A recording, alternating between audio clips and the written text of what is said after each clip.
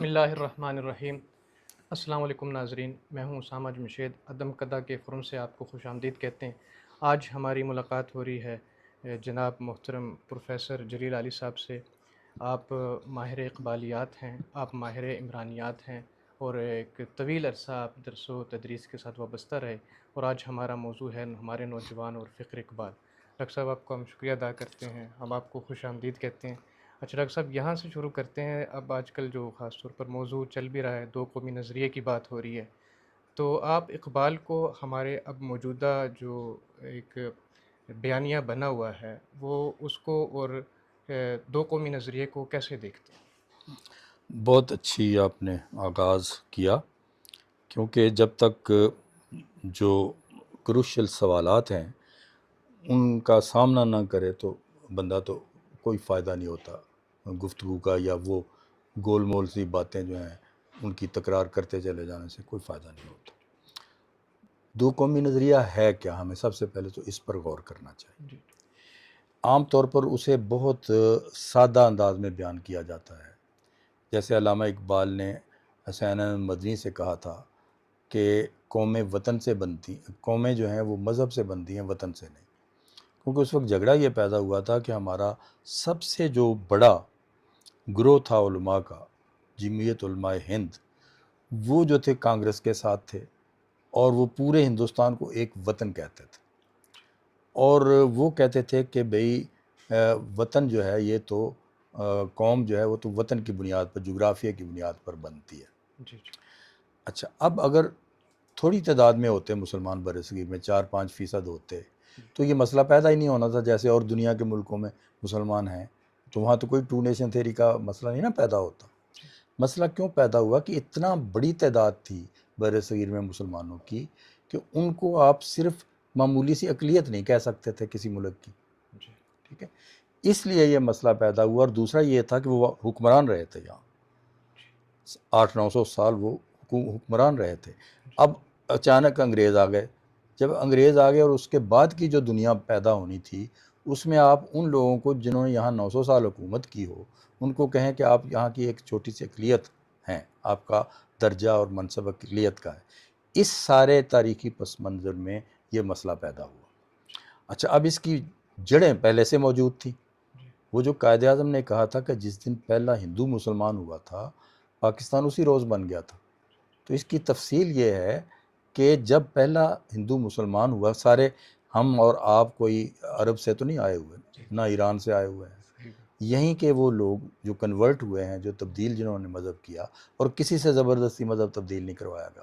ورنہ اگر مسلمانوں کی حکومت، جس کسی قوم کی حکومت 800-900 سال ہو، تو وہ تو پورے کا پورا بنا دے گی اگر طاقت کے استعمال سے کرنا ہو تو اس کا مطلب ہے کہ طاقت استعمال نہیں ہوئی، بلکہ الٹا آپ نے دیکھا کہ اکبر اعظم جیسے جو بادشاہ تھے، انہوں نے یہ کیا کہ دونوں کو ملا کے ایک تیسرا مذہب بنانے کی کوشش کی۔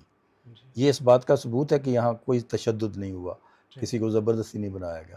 تو یہ جو غلط طریقہ اس نے اختیار کیا، دونوں کی آزادی چھین کر ان پر اپنا ایک شاہی حکم جو تھا وہ نافذ کرنے کی کوشش کی، تو اس کے خلاف سیدنا مجدد الف ثانی شیخ احمد سرہندی نے موومنٹ چلائی، اور وہ موومنٹ ہے پہلا اس بات کا احساس کہ ہم مسلمان ایک الگ اجتماعی وجود ہیں، تو ہم کسی دوسرے اجتماعی وجود میں اپنے آپ کو مدغم نہیں کر سکتے، یعنی اپنی شناخت ختم نہیں کر سکتے۔ یہ تھی وہ موومنٹ۔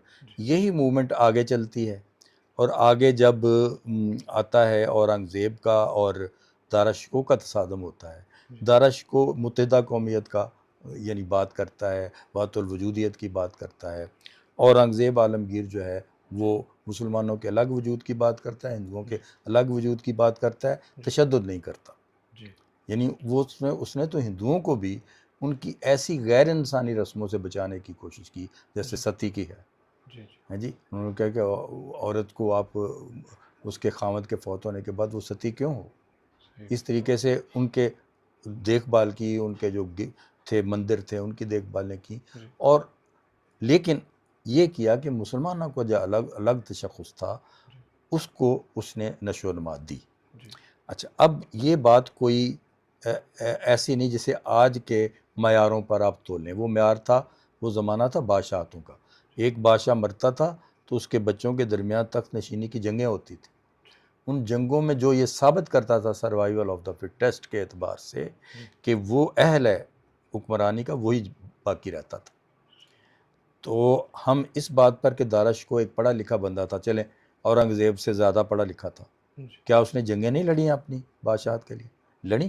تو اس میدان کارزار میں جو اس کے معیار پر پورا اترا اورنگزیب تھا.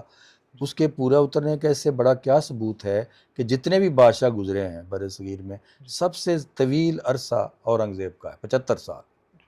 تو جس نے 75 سال حکومت کی ہو بادشاہوں کے زمانے میں، جو تاریخ کا زمانہ تھا، تو اس کی یہ بات تو مانے نا کہ اس زمانے کی منطق کے مطابق وہ دا بیسٹ تھا.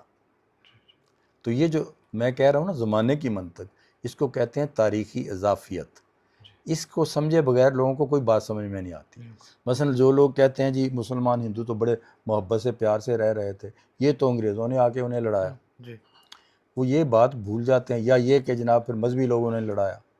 وہ یہ بات بھول جاتے ہیں کہ جب بادشاہتوں کا زمانہ ہوتا ہے تو کوئی بادشاہ افورڈ نہیں کر سکتا کہ گلیوں میں، بازاروں میں، محلوں میں، شہروں میں فسادات ہوتے رہیں، لوگ لڑتے رہیں کسی بنیاد پر بھی، فرقے کی بنیاد پر یا صحیح، یا قومیتوں کی بنیاد پر صحیح. اس کا حوالہ ابھی بھی قائم ہے کچھ ممالک. جی میں عرض کرتا ہوں. جی اچھا، تو اس لیے وہ ڈنڈے کے زور سے امن قائم رکھتا تھا، اور ساتھ عدل اور انصاف اگر کرتا تھا تو اس کا نام تاریخ لیتی تھی کہ بھئی یہ اس نے جیسے نوشیروان ہے یا.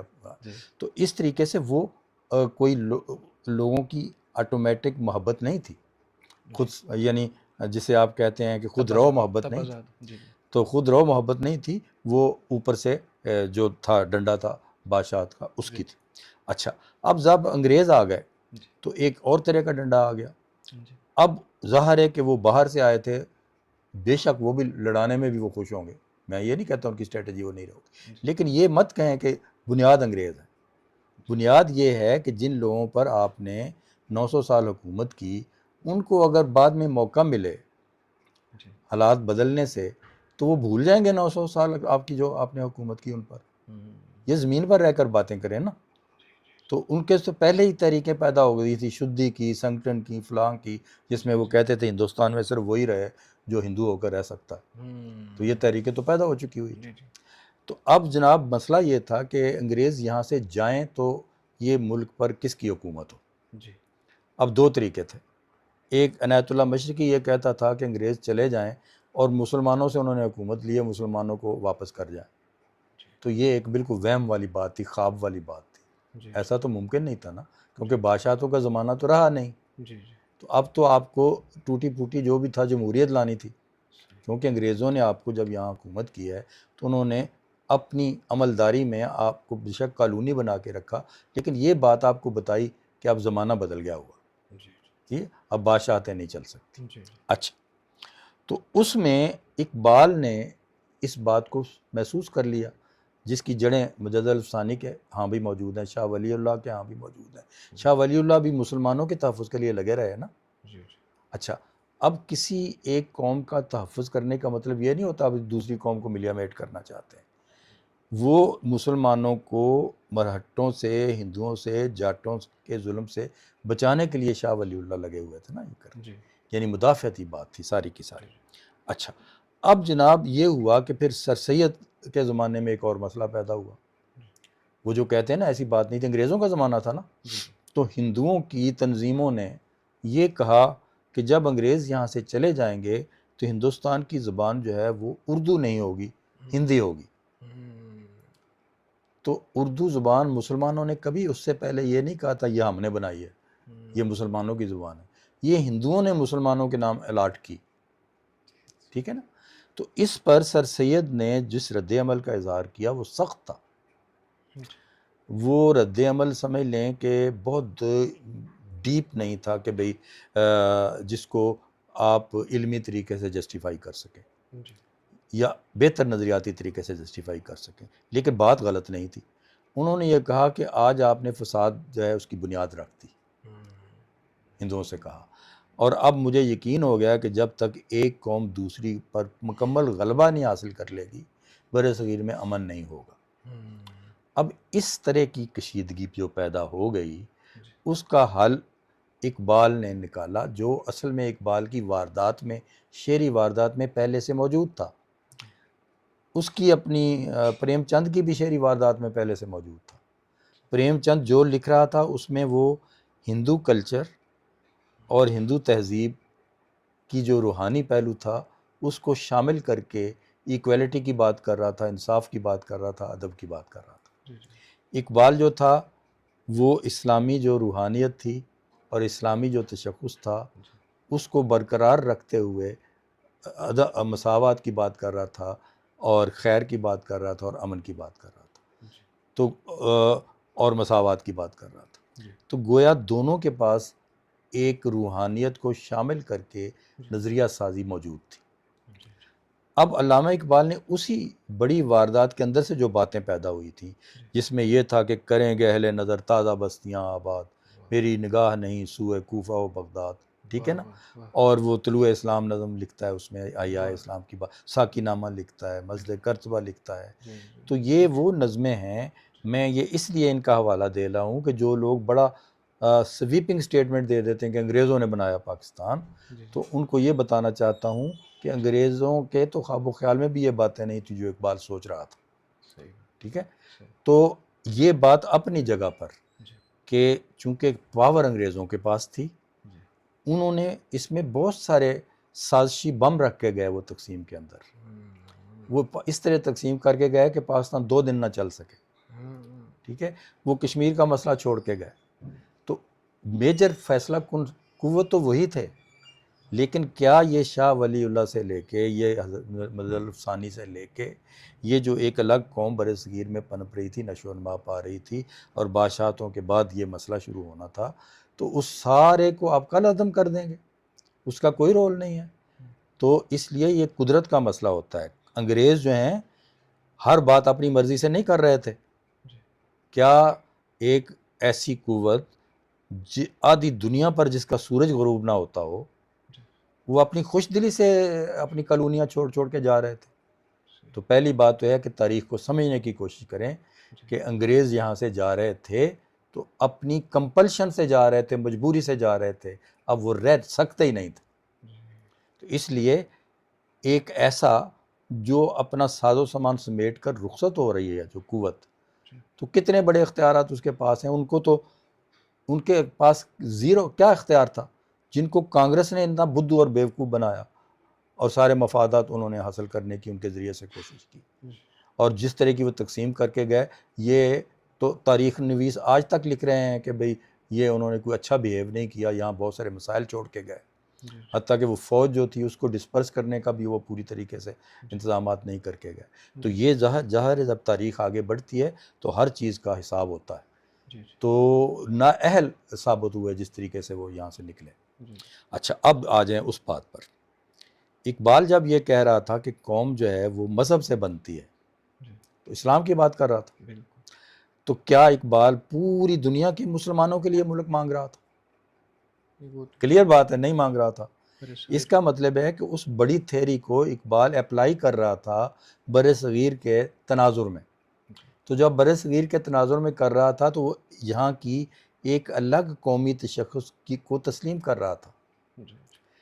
اب میں ہمیشہ کے لیے مسئلہ حل کرنا چاہتا ہوں کہ اس وقت تہذیب تو تمام مسلمان ملکوں کی ایک ہے، لیکن ان کا کلچر اور ان کی جو قومیتیں ہیں وہ الگ الگ ہیں، ٹھیک ہے؟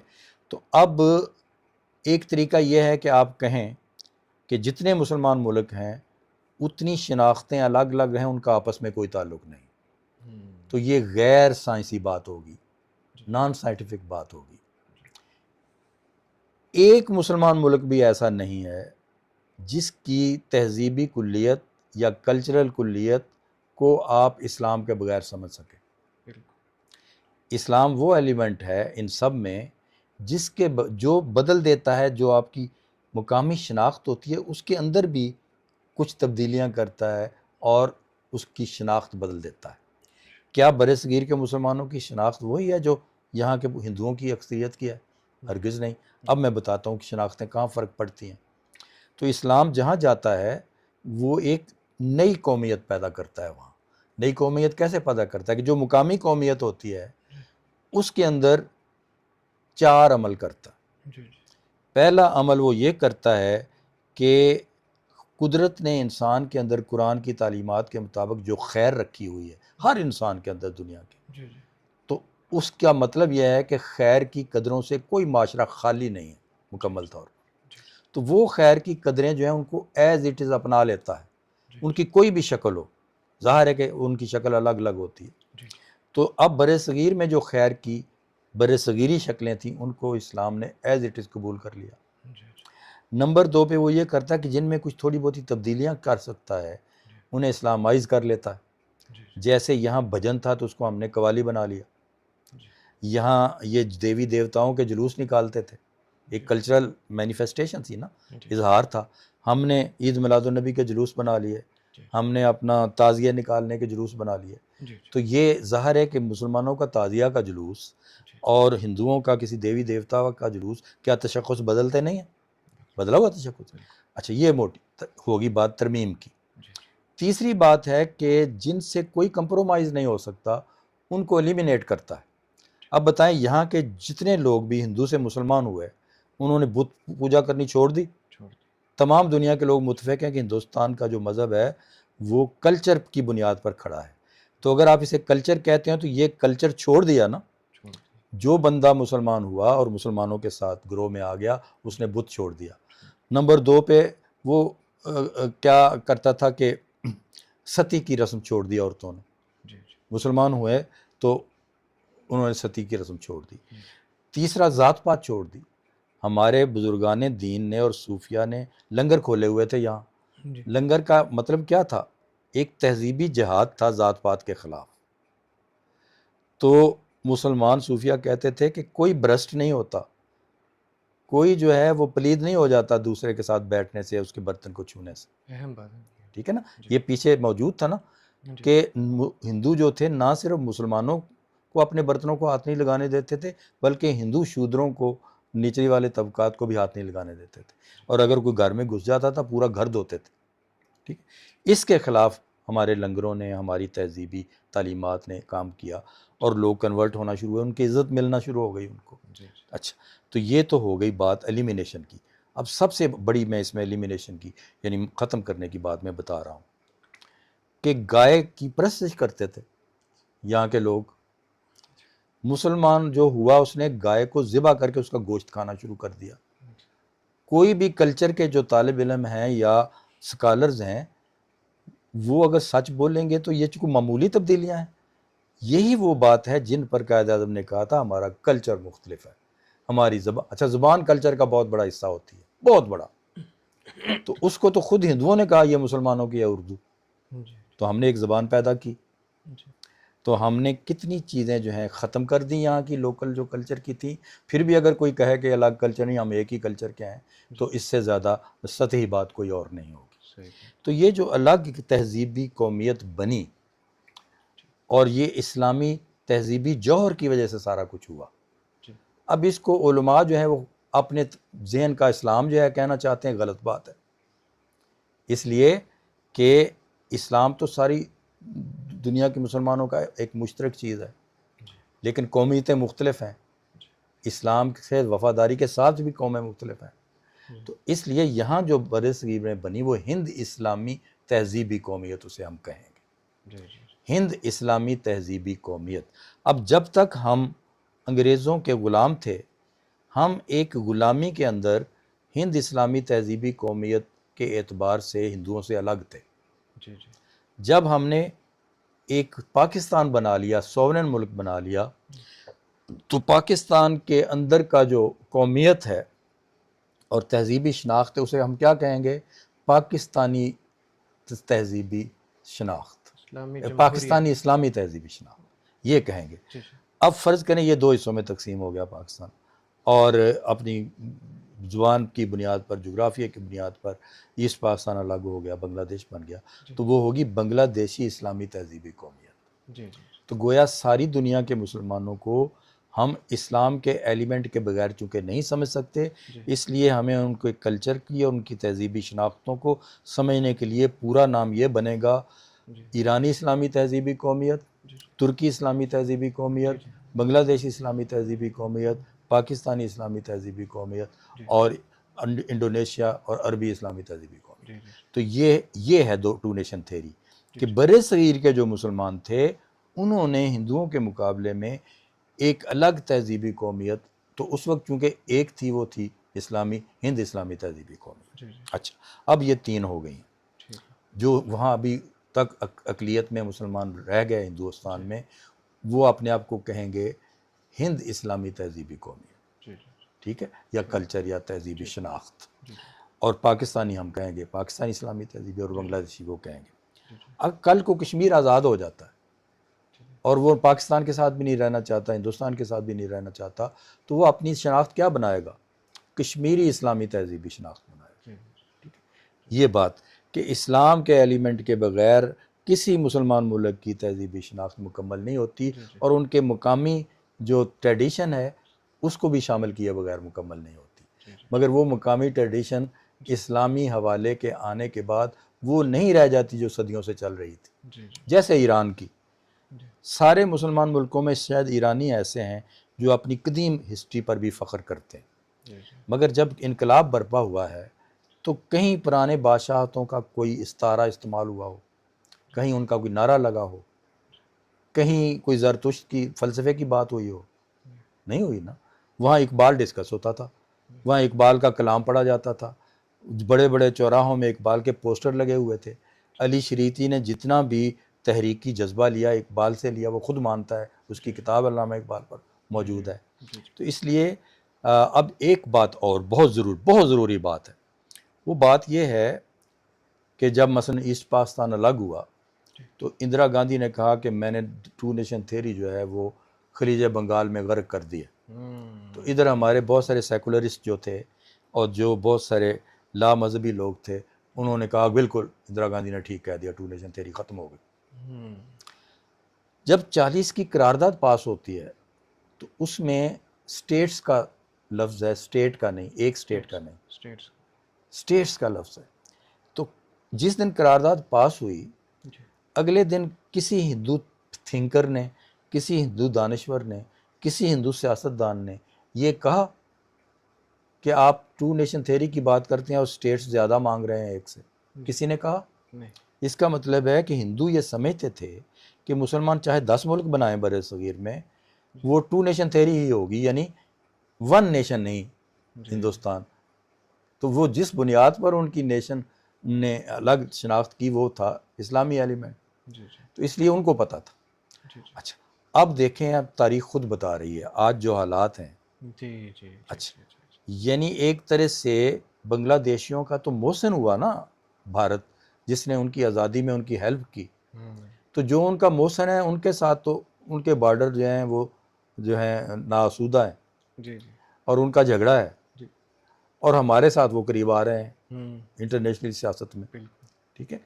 تو اگر اس وقت بھی ہمارے مفاد پرست سیاستدانوں نے اکثریتی فیصلہ مان لیا ہوتا تو یہ پاکستان ٹوٹتا ہی نہیں تھا، مجیب کی حکومت ہوتی نا۔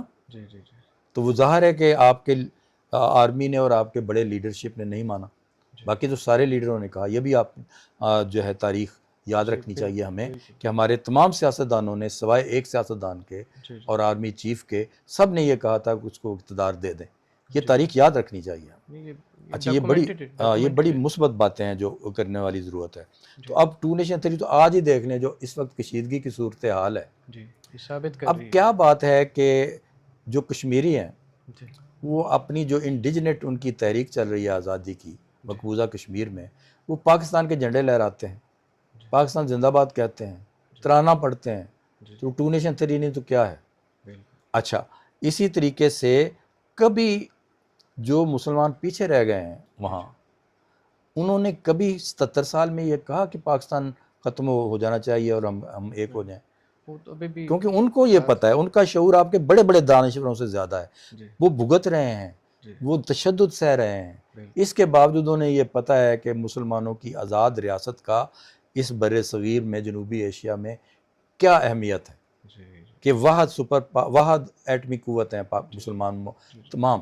یہ مسلمانوں کی جو ہم نے ایٹم بم جو بنایا تھا، جی یہ بھٹو کے زمانے میں، جب نواز شریف کے زمانے میں یا بھٹو کے زمانے میں اس کا آغاز ہوا، شروع. تو جب آغاز اس کا ہوا تو ہم نے تو نہیں کہا تھا اسلامی بم اسے ویسٹ والوں نے کہا تھا. جی یعنی وہ سمجھتے ہیں کہ مسلمان کسی بھی ملک میں اسلامی بم ہوگا تو وہ سارے مسلمانوں کا، اسی لیے اسلامی کہا نا انہوں نے. جی تو ایک طرف وہ مانتے ہی نہیں کہ مسلم امہ نام کی کوئی چیز، آپ کے انٹلیکچوئلز بہت سارے کہتے ہیں نا. جی دوسری طرف ان کو یہ بات سمجھ میں نہیں آتی کہ آج اشتراکیت کے زوال کے بعد تمام ویسٹ پریس میں، وہ انٹلیکچوئل سرکلز میں جو کتابیں لکھی جا رہی ہیں تہذیبوں کا تصادم، کس تہذیب کے ساتھ تصادم کی بات کر رہے ہیں؟ جب وہ کہتے ہیں اسلامو فوبیا کی بات کرتے ہیں تو ویری کلیئر کہ وہ اسلام کے ایمرجنس کو اور اس کے اندر جو حرکت ہے، بے چینی ہے مسلم ورلڈ کے اندر، وہ اس کو ایڈریس کر رہے ہیں. تو جب آپ مانتے ہی نہیں، ابھی میں نے کل ایک چھوٹا سا مظاہرہ دیکھا، پرفارمنس تھی ایک آرٹ کونسل کے حوالے سے، تو اس میں غزہ کے معاملے میں امت مسلمہ کی بے حسی کی تھیم بنائی ہوئی تھی انہوں نے. اور میں حیران ہو رہا تھا کہ جو لوگ مسلمان امہ مانتے ہی نہیں کہ ہے ہی نہیں، تو ان کو مسلمان امہ صرف اس وقت یاد آتی ہے جب اسے برا بھلا کہنا ہوتا ہے. یعنی اگر مسلمانوں کو برا بھلا کہنا تو یہ کہیں یہ ایک امت ہے، مان کر ہی کہہ رہے ہو نا کہ مسلمان امہ میں بے حسی ہے، تو گویا آپ نے مان لیا کہ مسلمان امہ ہے. تو یہ اپنے تضادات جو ہیں ان پر یہ غور کریں، اور ہمارا جو بھلا مانس اور سادہ ذہن ہے نوجوانوں کا بھی اور مسلمانوں کا، وہ ان کے بھرے میں آ جاتے ہیں. انتہائی کمزور منطق پر کھڑی ہوئی ہیں ان کی باتیں، جس کے وہ آ جاتے ہیں. اب کوئی اور بات ہے تو فرمائیں. اچھا، اب موجودہ تناظر پہ کوئی اور بات مزید اگر آپ کرنا چاہیں، جو ہمارا حالیہ ایک وہ تصور بنا ہوا ہے، کیا دیکھیں باتیں اب ہو جو رہی ہیں؟ ایک بات تو یہ واضح ہوگی نا کہ دو قومی نظریے کی اہمیت یہاں سے واضح ہوگی. آپ نے سیر حاصل گفتگو کی کہ وہاں کے جو مسلمان ہیں وہاں جو وہ پس رہے ہیں، یہ اس بات کا واضح امر ہے کہ اس کی اہمیت اس وقت ہی سے تھی. جی کچھ لوگوں نے کسی وجہ سے جو ہے اسامہ صاحب آپ نہیں کرتی. دیکھتے ہیں جب کرکٹ کا میچ ہوتا ہے تو کتنی بے خوفی سے وہاں پاکستان کے جھنڈے اور نعرے لگتے ہیں ہندوستان میں. میں کشمیر کی بات بھی نہیں کر رہا. تو اس کا مطلب ہے کہ ان کے دل جو ہیں وہ اس بات پر خوش ہیں. جیسے ہمیں غزہ کی تکلیف ہوتی ہے، ہمیں صرف انسانی تکلیف نہیں، انسانی تو ہے ہی، مثلا کسی غیر مسلمان کے ساتھ بھی دنیا میں زیادتی ہوگی تو ایک مسلمان دل درد مند کو تکلیف ہوگی. لیکن اگر ایک مسلمان جمعیت کے اور تہذیب کے کسی ملک ہوگی تو ہمیں اور بھی زیادہ تکلیف ہوگی. تو یہ اتنی سادہ بات ہے جتنی حد نہیں. ہم دوہری تکلیف محسوس کر رہے ہیں. ہم غزہ کے حوالے سے انسانی ہمدردی بھی فیل کر رہے ہیں، اور ملت کے ایک قبیلے کا جو ایک ابتلا ہے اس کا بھی دکھ ہم محسوس کر رہے ہیں. صحیح بات ہے. اچھا، اب ایک اگلی بات پہ ہم آتے ہیں کہ اب جو ہمارا موجودہ نوجوان ہے وہ اقبال سے اور ایک فکر اقبال سے ہم کچھ دیکھتے ہیں کہ وہ بیزار سا ہو رہا ہے، کچھ دور ہو رہا ہے. مثلا ایک ٹیچر بتا رہے تھے کہ وہ اگر اپنے بیٹے کو کہیں، یہ ان کا ایک خیال تھا کہ میں اقبال کے شاہین کی بات کروں تو کہیں گے کیا اقبال کیا ہے اور شاہین کیا ہے، میں تو شاہین ایسی باتوں پہ نہیں آتا، میں تو انگلینڈ جانا چاہتا ہوں. اب جو ہمارے یہ معاملات اور یہ بنے ہوئے ہیں تو اس کو دیکھیں آپ کیسے اسامہ، دیکھتے ہیں؟ اس کی یہ کیسے؟ دنیا کے کسی جگہ پر بھی جائیں، اقبال کہتا ہے ہر ملک مل کے ماست کہ مل کے خدائے ماست. پوری زمین اللہ کا گھر ہے. اور ہماری نماز میں ہمیں کہا جاتا ہے پوری زمین اللہ کا کیا. تو وہ تو کوئی مسئلہ نہیں، ہم کوئی انسانوں سے بیزار تھوڑے ہیں. ہم جائیں گے. اب دیکھیں نا، یہ 9/11 ہوا، اس کے بعد ویسٹ میں وہ متوجہ ہوئے کہ یہ کون، یہ سارے ہمارے انٹلیکچوئلز اور ہماری جو ہے پاور کلب ہے وہ یہ کہہ رہی ہے کہ یہ مسلمان بڑے دہشت گرد ہیں اور فلاں ہیں. تو ہم خود دیکھیں تو کنورشن ریٹ بڑھ گیا مسلمان ہونے کا. 9/11 کے بعد مسلمانوں پر ایک آفت ٹوٹی ہوئی ہے، جگہ جگہ پابندیاں لگ رہی ہیں. اس کے باوجود وہ مسلمان ہوتے چلے جا رہے ہیں لوگ. یہ کیا بات ہے؟ یہ بات یہ ہے کہ جیسے اقبال کہتا تھا پاسباں مل گئے کعبے کو صنم خانے سے. اب سیدھی ذرا سی اس بات پر نظر دوڑائیں. ہم نے روس کو توڑنے میں امریکہ کے ہم الائی تھے نا. اگرچہ ظاہر ہے کہ ہم نے امریکہ کی مدد سے پہلے سے افغانیوں نے روس کی قابض فوجوں کے خلاف جدوجہد شروع کر دی تھی. جی جی اس کے بعد انٹرنیشنل اپنے اپنے انٹرسٹ ہوتے ہیں. امریکہ کا انٹرسٹ تھا کہ روس جو ہے وہ کمزور ہو، تو وہ بھی آ گیا. جی جی تو بالکل دشمن کا دشمن دوست ہوتا ہے. جی اچھا، جی لیکن اگر آپ یہ سمجھیں کہ ہم کوئی پرماننٹ اس کے غلام ہو گئے تھے افغانی امریکہ کے، تو وہ تو بات انہوں نے غلط ثابت کر دی. جی کہ پہلے انہوں نے روس کو نکالا، جی اس کے بعد وہ امریکہ کے ساتھ لڑتے رہے جو 50 ملکوں کے ساتھ قابض ہوا تھا. جی جی اور یہ لڑائی زیادہ لمبی لڑی انہوں نے، اس میں زیادہ قربانیاں دی.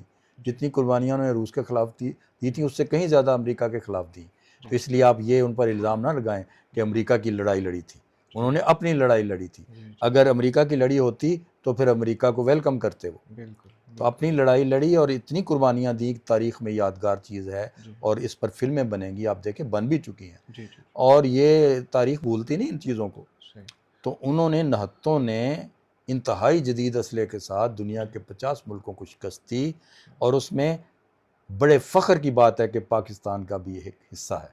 جی ورنہ جو بائیڈن یہ نہ کہتا افغانستان سے نکلنے کے بعد کہ افغانستان میں امریکہ کی شکست میں پاکستان کا بھی ہاتھ ہے. جی جی جی تو جب وہ پاکستان کا بھی ہاتھ کہتا ہے تو میرا سر فخر سے بلند ہو جاتا ہے جی کہ ایک محکوم قوم کا تمام پابندیوں کے باوجود پاکستان نے اتنا ساتھ دیا. جی چین نے بھی دیا ہوگا اور بھی دیا ہوگا، لیکن ہم نے دیا، جی جس کا نام لیا ہے اس نے، جی جو جی. بائیڈن نے. تو اچھا، اب ہمارے جو موجودہ اچھا، اب نوجوان آپ نے جو نوجوانوں کی بات کی جی تھی، جی جی انہیں مثلا یہ سادہ ایک سوال کو جزیرہ ہے. یہ ایک میں عرض کرتا ہوں سادہ اب کر کے سوال کرتا ہوں نا کہ ہمارے نوجوان کو فرض کریں اب قائل کرنا پڑتا ہے، اقبال کی اہمیت بتانی پڑتی ہے. دو نظریے کی اپنے بات کی، ظاہری بات ان کو بات سمجھ آئی ہے سب کو، جنہوں نے جو بھی بات ہماری سن رہے ہیں اس کی اہمیت کی بات سمجھ آ گئی. اور اس کی ساری جڑیں جو ہیں اب آخری جو جڑ جو جا رہی ہیں اقبال تک جا رہی ہے، پھر آگے قائد اعظم جو ابھی ہے میں وہ آپ آگے کو لے کے چلے.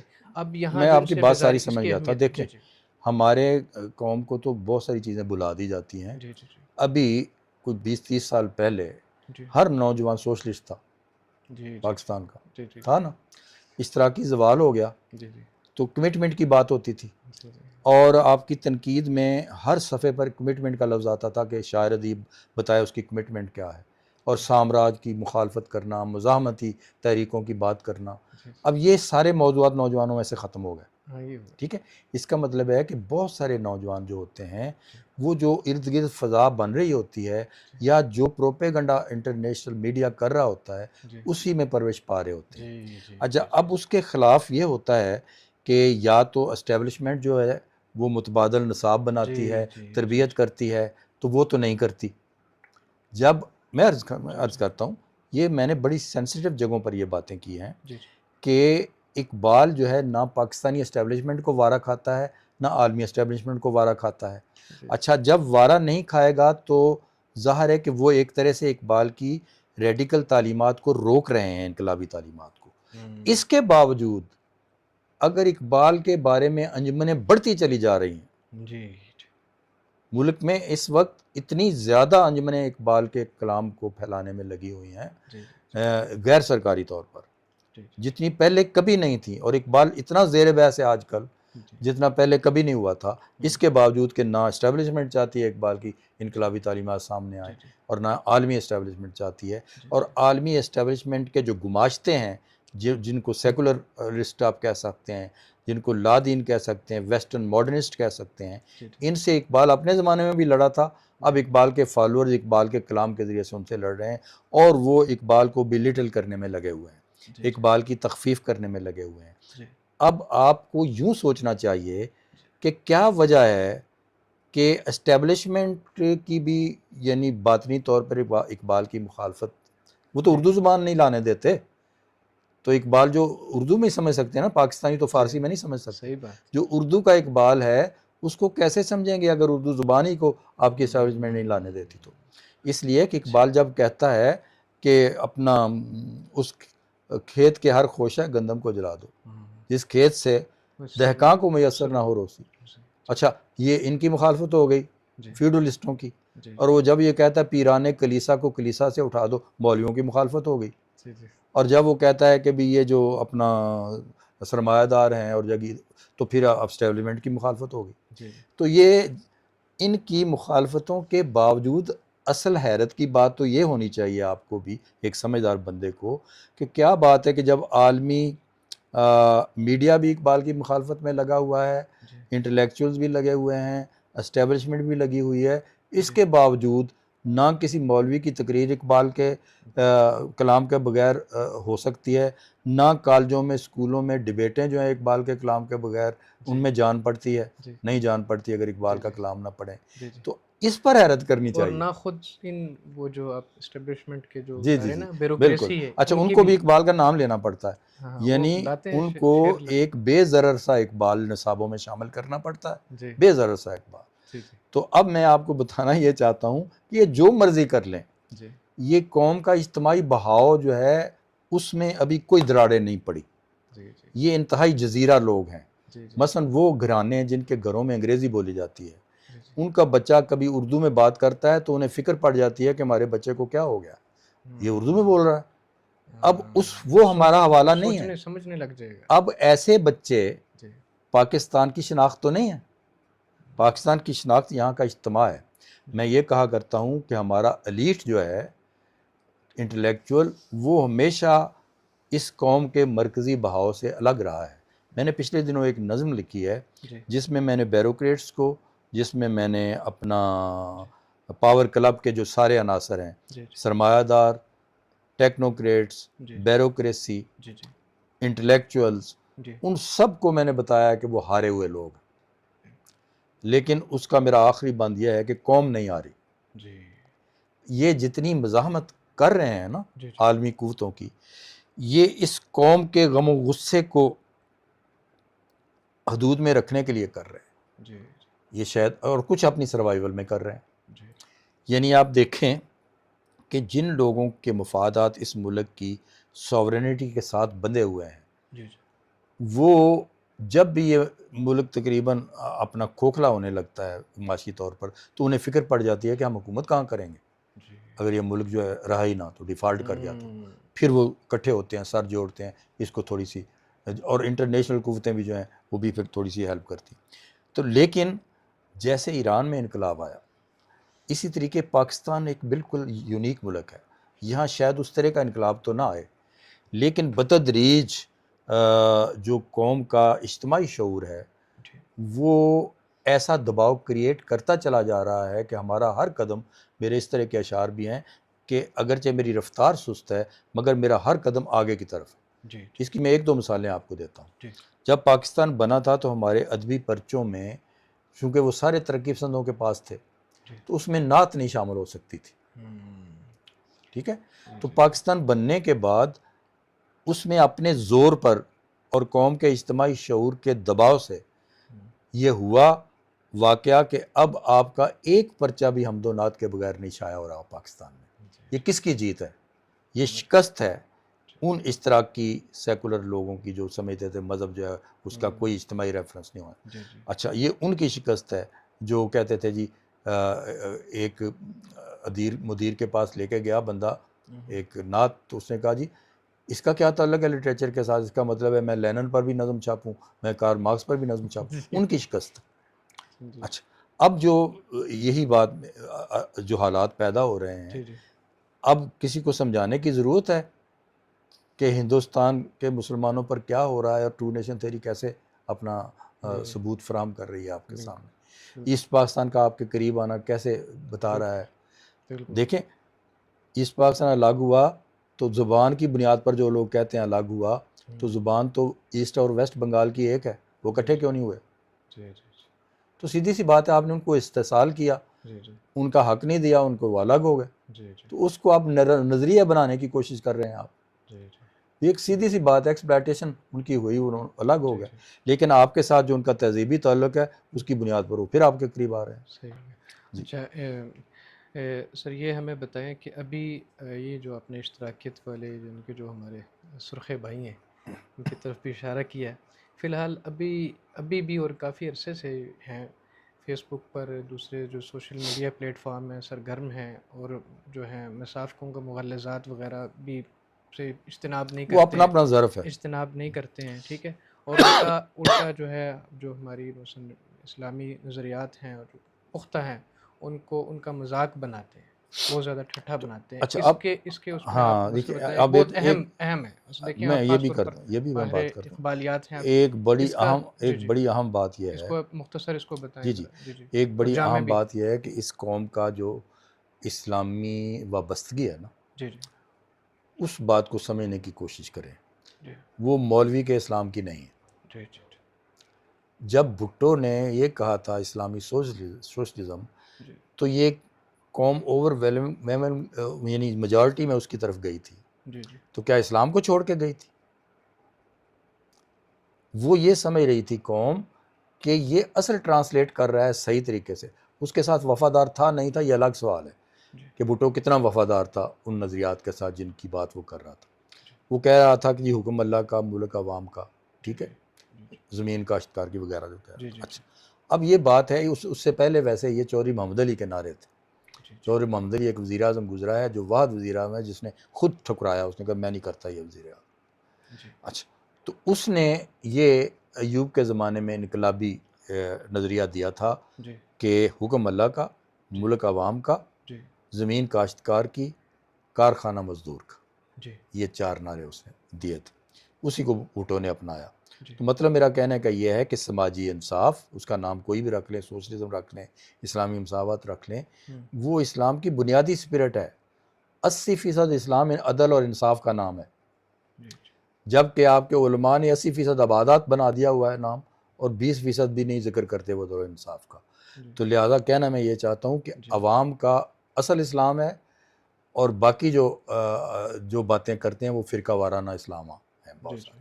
ٹھیک اچھا اس لیے یہ عوام جو ہیں کبھی مولویوں کی قیادت قبول نہیں کریں گے ٹھیک اور اسلام کو کبھی چھوڑیں گے نہیں. جی اقبال کے پیچھے کیوں گئے تھے؟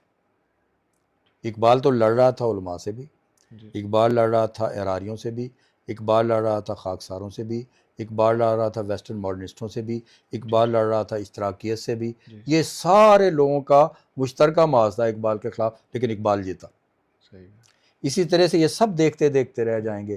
یہ قوم جو ہے یہ اپنے کولیکٹیو پوٹینشیل سے ہر مخالف قوت کو شکست دے گی، جی اور اس میں ہرگز جو اگر اپنی مرضی کا اسلام مسلط کرنا چاہتا ہے مولوی نہیں کرنے دے گی. جی اچھا اب میں اس بات کو ذرا تھوڑا سا اور طریقے سے بتاؤں. جی کوئی تہذیبی قومیت کا اقتدار محفوظ ہے تو قدریں بھی بچتی ہیں، ورنہ قدریں نہیں بچتی. جی جی اسپین سے مسلمانوں کی حکومت ختم ہوئی جی تو اسلام بھی گیا.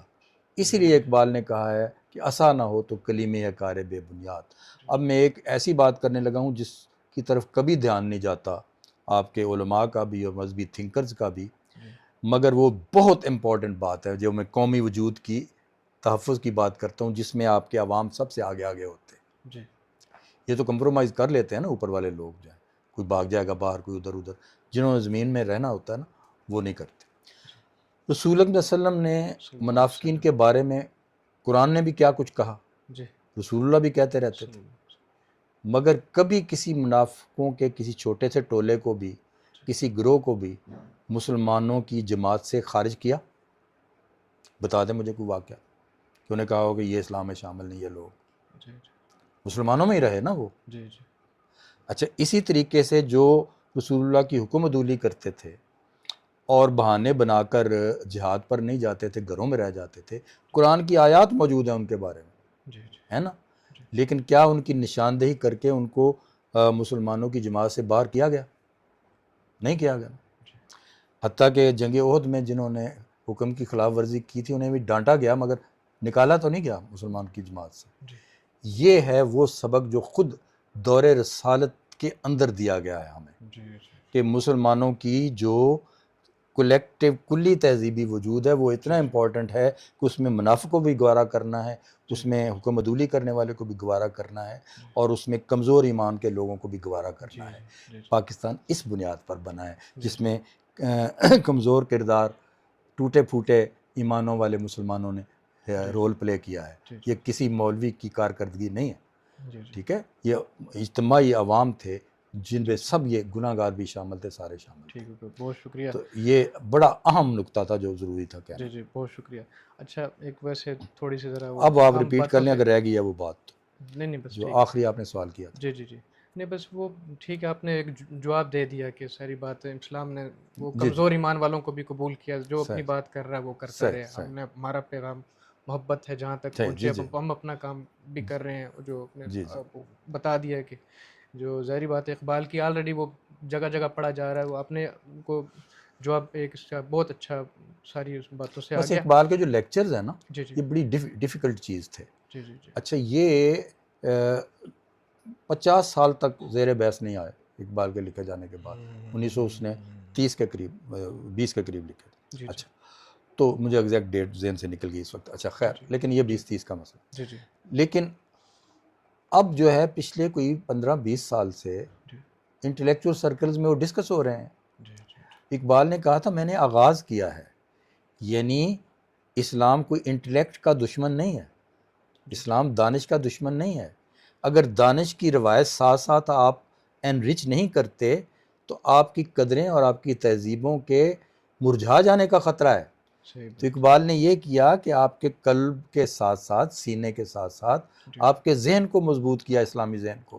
صحیح بات. یہ کام ہے اقبال کا لیکچرز کا جی کہ اگر ذہن آپ کا پیچھے رہ جائے جی اور صرف جذبہ ہی رہ جائے تو آپ پھر بھی مار کھا جاتے ہیں. بالکل، بہت اچھی بات کی، بہت اچھی بات کی. اچھا ایک یہ تھوڑی سی جو اعتراضات وغیرہ ہوتے ہیں اقبال پہ وہ آپ بھی تھوڑا سا مختصر بتائیں. جو فسطائیت کی بات ہوتی ہے، تغزل کی بات ہوتی ہے، اور ان کے کچھ جو اور معاملات ہیں فرنگ میں، جو کچھ عشقیہ وغیرہ بھی ایک اس پر بات ہوتی میں نے ایک ایک کر بات کے ہوتی بتایا ہے. نا، جی کیا جی ایک سوال کریں پھر بس اس کو آپ اجتماعی طور پر ہی نہیں دیکھ بیٹے لینے وہ کی جو ایسے نہیں، اعتراضات ہم فیس کریں ہر سوال کو فیس کریں. فسطائیت پہ دوسرا مثلا. کر لیں پروگرام، کوئی ایسی بات نہیں، ایک اور پروگرام. اچھا چلیں ٹھیک ہو گئے، اس پہ دوبارہ ہم بات کریں گے. اچھا ایک ایسے یہ بتائیں کہ اقبال پر کوئی میرے خیال ہے ہزاروں سے زیادہ کتابیں لکھی گئی ہیں، اقبال کے ہر پہلو کو جو ہے ڈسکس کیا گیا ہے.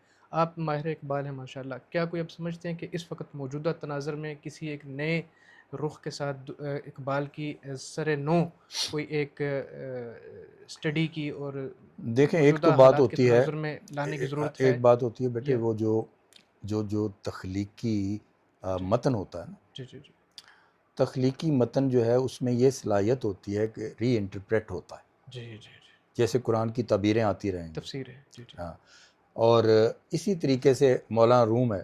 جی آج سے 200 سال پہلے مولانا روم کے بارے میں جو تحریریں لکھی جاتی تھیں، جی جی جی کنٹینٹ تو وہی ہے نا، جو انہوں کہہ گئے وہ وہی ہے، وہ تو نہیں بدلنا. جی جی لیکن وہ تحریریں جو آج سے 200 سال پہلے لکھی جا رہی تھی، جی جی جو 100 سال پہلے لکھی جا رہی تھیں، وہ مختلف ہیں. جی جی اب لکھی جا رہی ہیں انٹرنیشنلی وہ ذرا مختلف اینگل، کیونکہ جو آپ کی عصری حیثیت ہوتی جی ہے نا، جی اس کے حوالے سے آپ اس کی طرف جاتے ہیں. جی اس میں کچھ ایسی پرماننٹ باتیں ہوتی ہیں، جی ایک پرماننٹ جوہر ہوتا ہے جی تخلیقی ادب میں جی کہ جو ہر زمانے میں ری انٹرپریٹ ہوتا رہتا ہے. جی اس لیے اقبال کا جو تخلیقی کام ہے جی جی اس پر تو ہر زمانے میں لکھا جاتا رہے گا. جی جی ٹھیک ہے. ٹھیک. تحقیق میں آپ کہہ سکتے ہیں جی کون سے تحقیق کے پہلو رہ گئے، کون جی سے کوئی مکمل ہو ایک گئے. تو کچھ اس پر تو آخری سوال ہے، ابھی اس پہ میں بتائیں، اس ایک اپروچ سم آپ کو اپ کریں اسی کو آخری. جی جی یہ اپروچ ایک کیا ہے. مثلا علامہ اقبال نے ڈرامے کے بارے میں، جی یہ میں چاہتا تھا میں اس سے تفصیلی بات کروں تو اچھا اس پر چلیں آگے کریں، کوئی بات نہیں، اگلے. چلیں اچھا چلیں مثلا چلیں. ڈرامہ ہے، اقبال نے جی 1-2 شعر میں ڈرامے کی مخالفت کی ہے. اچھا. مثلا اس نے کہا یہی کمال ہے تمثیل کا کہ تو نہ رہے. یعنی ڈرامے کا یہ کمال ہے کہ جو اس میں کردار ادا کرنے والا جی بندہ ہے جی جی وہ خود کو بھول جائے اور وہ ڈرامے کا کردار جو کر رہا ہے اس کو اپنا لے، اپنے اوپر اتنا اوڑھ لے کہ لگے یہ وہی ہے، ڈاکو ہے تو ڈاکو لگے. ٹھیک ہے نا. جی جی تو یہ اقبال نے کہا اور اس میں اشارہ یہ ہے کہ آپ کی جو اپنی خودی ہے وہ غائب ہو جاتی ہے. جی میں اگر ایک باپ کا رول پلے کر رہا ہوں تو میرا اپنا، میں اگر ٹیچر کا رول پلے کر رہا ہوں تو میں اپنا ختم ہو گیا، ہو سکتا ہے میں انجینئر ہوں. ٹھیک ہے. تو اس پر ہمارے بہت سارے ریسرچرز نے، نقادوں نے مضمون لکھے جی اور اقبال کے اس خیال کو کی تائید کی. جی جی میں سمجھتا ہوں یہ بہت ہی بنیادی ایک ہم نے غلطی کی ہوئی ہے. جی جی اس لیے کہ علامہ اقبال کا اپنا کلام سارے کا سارا ڈرامہ ہے. مثلا اس کا جاوید نامہ سارا ڈرامہ ہے. شروع میں جو اس کی تھی شکوہ جواب شکوہ، ایک طرف وہ خدا کی طرف سے مسلمانوں کو خطاب کر رہا ہے، ایک طرف سے بندے کی طرف سے خدا کو خطاب کر رہا ہے. ٹھیک ہے نا. اچھا اس کے بعد آپ دیکھتے ہیں کہ ابلیس کی مجلس شورا ہے. اس میں وہ کتنے کردار ہیں وہ سارے اقبال خود بن رہا ہے۔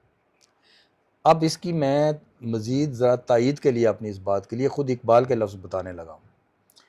اقبال نے جب خضر راہ نظم لکھی نا تو مولانا گرامی نے بالگرامی نے ان کو خط لکھا، انہوں نے کہا جی تمہارے اس میں جہاں شاعر نے سوالات اٹھائے ہیں وہاں بڑی شاعری ہے، اور جہاں خضر علیہ السلام نے جوابات دیے ہیں وہاں شاعری کم ہو گئی ہے۔ تو اقبال نے 1.5 صفحے کا خط لکھا، وہ موجود ہے خط۔ اقبال نے کہا جی آپ ذرا دیکھیے دونوں کرداروں میں کتنا فرق ہے۔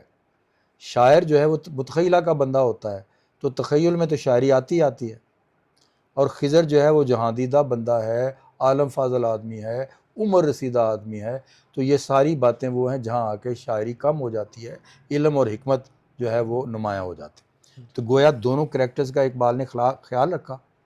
اب اگر کوئی بندہ اس سادہ لوہی کی بات کرے کہ اقبال نے صرف ڈرامہ پلے کرنے کی، کردار ادا کرنے کی بات کی ہے، تو اس سے زیادہ غلط کیا بات ہوگی؟ کیونکہ جب کوئی بندہ کردار لکھتا ہے نا تو وہ کردار اس وقت اوڑھتا ہے اپنے اوپر، پھر لکھتا ہے۔ تو چلیں اتنی مجروح نہیں ہوتی ہوگی جتنی ڈرامہ کرنے سے ہوتی ہے، تو ہو تو گئی نا۔ تو اس لیے یہ باتیں اس طرح سے مغالطے نہیں پھیلانے چاہیے۔ تو میں سمجھتا ہوں کہ اس پر ہمارے نقادوں کو نظر ثانی کرنی چاہیے، اور اقبال کا جو اچھا اب تصور اقبال کا ایک تصور بے خودی ہے، اقبال کا دھیان نہیں گیا اس طرف، ورنہ اس سے ڈرامہ جسٹیفائی ہوتا ہے۔ ویسے تو پوری کائنات ہی ایک ڈرامہ بن جاتی ہے، ابلیس جو ہے خدا ہی کا پیدا کردہ ہوا ہے نا، تو اس کے ذمہ کوئی کام لگایا، کوئی اللہ کی مصلحت ہے نا، ہمیں سمجھ آئے نہ آئے اللہ کی مصلحت ہے نا۔ اچھا جو سمجھ ریشنلی آتی ہے وہ یہی آتی ہے کہ خیر اور شر کے تضاد کے بغیر زندگی چل ہی نہیں سکتی، تو اس میں شر کا وہ نمائندہ ہے، تو یہ اللہ میاں کی مصلحت ہے، جانے کہ پتہ نہیں اسے کیا ایوارڈ ملے گا قیامت کے روز، کہ اپنا کردار تو اس نے ٹھیک طرح سے ادا کیا۔ اچھا نئی بات کی آپ نے، دیکھیں تو یہ صوفیہ ہیں بعض جو اس خیال کی بات کرتے ہیں، لیکن یہ جو کواڑا مار کا سوچیں رکھنے والے آدمی ہیں اس پر فتوے بھی جاری کرتے ہیں اور پتہ نہیں کیا کیا کچھ کرتے ہیں، لیکن ظاہر ہے اللہ کی مصلحت کے بغیر کچھ نہیں ہے، ٹھیک ہے۔ تو وہ یہ ہے کہ اقبال کہتا ہے کہ ایک اجتماعی خودی بھی ہوتی ہے، تو اجتماعی خودی کو مضبوط کرنے کے لیے جو قوموں کی خودی ہے یا تہذیب کی خودی ہے، اس کو مضبوط کرنے کے لیے آپ کو اثار کرنا پڑتا ہے، اپنی خودی اور اپنا مفاد اور اپنی چیزیں قربان کرنی پڑتی۔ اچھا اب اس میں آپ دیکھیے کہ ایک ڈرامہ اگر بحیثیت مجموعی، اقبال کا نظریہ فن یہ ہونا چاہیے کہ اگر ایک ڈرامہ جو ہے مجموعی طور پر شر کی قوتوں کو غالب دکھاتا ہے اور خیر کی قوتوں کو غالب دکھاتا ہے الٹیمیٹلی، اور شر کی قوتوں کو شکست کھاتا ہوا دکھاتا ہے، عام طور پر فلموں میں بھی یہی ہوتا ہے، ڈراموں میں بھی یہی ہوتا ہے زیادہ تر، تو اس کا مطلب یہ ہے کہ وہاں ایول کردار بھی جو ہے وہ اصل میں سیکریفائس کر رہا ہے اور اپنی انفرادی خودی کو اجتماعی خودی میں جو ہے وہ سرنڈر کر رہا ہے اس کے سامنے، تاکہ وہ خیر کا جو ویلیو ہے وہ بڑی جاندار طریقے سے، مضبوط طریقے سے ابھرے۔ تو لہٰذا اقبال کے فلسفہ بے خودی کے حوالے سے ایک جو ایول کردار ہے تمثیل کا یا ڈرامے کا، وہ بھی پازیٹیو رول ہو جاتا ہے اس کا، اور اس کو اجر ملتا۔ بالکل ٹھیک، بہت شکریہ پروفیسر صاحب، آپ نے بہت بہت محبت، تفصیل سے آپ بات کے کی، سوالوں آپ نے کی وجہ سے بتایا، یہ ساری گفتگو بہت ہوئی۔ اچھا آپ نے کیا۔ نہیں میں ایک طالب علم ہوں، طالب علم تلمذ کے طور پر ادھر حاضر ہوا تھا۔ ناظرین انشاءاللہ دوبارہ حاضر ہوں گے، آپ کا بہت شکریہ، آپ نے سنا، اور یقیناً آپ کو جو ہماری خاص طور پہ جو نئی پود ہے ان کو اپنے اپنے جو اشکالات ہیں ان کو سمجھنے کی جو ہے یہاں ایک موقع ملا، اور انشاءاللہ اب نئے ڈاکٹر صاحب کے ساتھ، پروفیسر صاحب کے ساتھ، نئے موضوعات کے ساتھ اقبال کے جو مختلف مضامین ہیں انشاءاللہ یہ ان کی جو ہے طبیعت کے مطابق، وقت کے مطابق ان سے وقت لیتے رہیں گے اور اس کو سلسلے کو جاری رکھیں گے۔ جس طرح کہ میں نے ایک بے دہانی میں ایک سوال کو ایک لمبا جو ہے، ایک ظاہری بات ہے کتابیں جہاں اتنی زیادہ لکھی گئی ہیں اس کو ایک سوال میں نے ان سے سننا چاہا آپ سب کے لیے، تو وہ اس طرح ممکن نہیں تھا، تو اس کو انشاءاللہ جو ہے مختلف سلسلوں میں لے کر آئیں گے اور اقبالیات کا جو سارا ہمارا صحیح تصور ہے وہ آپ کے سامنے رکھیں گے انشاءاللہ۔ دوبارہ حاضر ہوں گے، تب تک کے لیے اجازت۔ اسامہ جمشید عدم قدہ سے آپ سب کو شکریہ ادا کرتا ہے، بہت شکریہ ڈاکٹر صاحب، آپ کو بھی شکریہ۔ بہت محبت، بہت